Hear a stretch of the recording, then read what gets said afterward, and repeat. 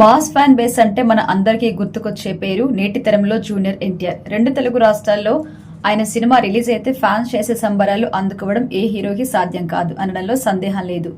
ఆ range standards ని create చేశారు ఎన్టీఆర్ ఫ్యాన్స్. ఇది నిన్న మొన్నటి వరకు తెలుగు రాష్ట్రాలకి పరిమితమేమో కానీ ఇప్పుడు ఎన్టీఆర్ ఫ్యాన్స్ విదేశాల్లో కూడా దుమ్ము లేపేస్తున్నారు.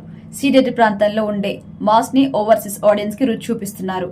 RRR నుండి ఇది మొదలైంది. దేవరాతో తారాస్థాయికి వెళ్ళింది. ఇక ఆగస్టు 14న రిలీజ్ కాబోయే వార్ 2 మూవీకి అంతే దేవర్నైతే తెలదనే సెలబ్రేషన్స్ ని ప్లాన్ చేశారు ఎన్టీఆర్ ఫ్యాన్స్.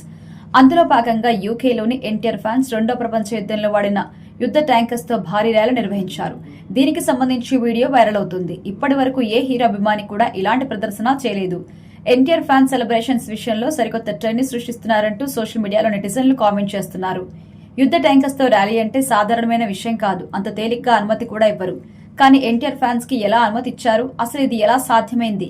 పెద్ద పెద్ద పరిచయాలుంటే తప్ప ఇలాంటివి సాధ్యం కాదంటూ సోషల్ మీడియాలో ఇతర హీరోల ఫ్యాన్స్ అయితే కామెంట్ చేస్తున్నారు.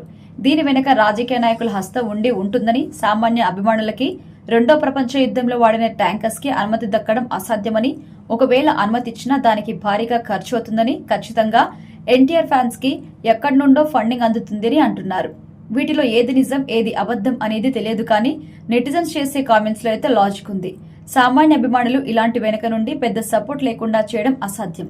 కానీ ఏదేమైనా ఎన్టీఆర్ ఫ్యాన్స్ చేసిన ఈ వినూత్న ప్రయత్నం గ్రాండ్ సక్సెస్ అయింది.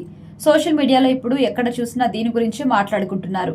ఇకపోతే ఆగస్టు 14న రిలీజ్ అవబోయే వార్ 2 పై అంచనాలు భారీగా ఉన్నాయి. హృతిక్ రోషన్ హీరోగా నటించిన ఈ సినిమాలో ఎన్టీఆర్ నెగిటివ్ షేడ్స్ లో ఉన్న క్యారెక్టర్ లో నటిస్తున్నారు.